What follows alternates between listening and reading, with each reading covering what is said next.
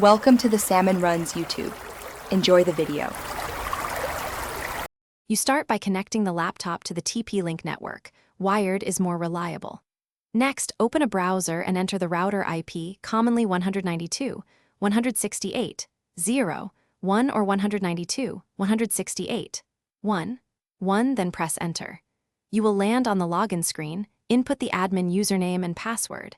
If you changed them before, use those, otherwise try admin/admin or check the sticker. Once logged in, make sure you are on the main dashboard so you can access wireless settings. Once on the dashboard, navigate to wireless or wireless settings.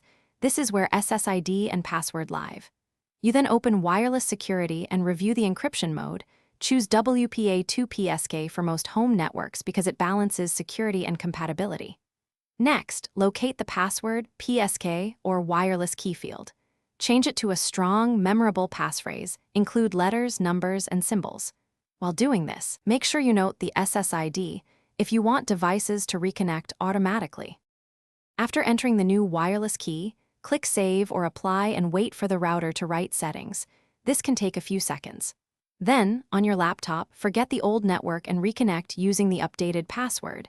You should regain full access. If devices fail to connect, reboot the router and the client.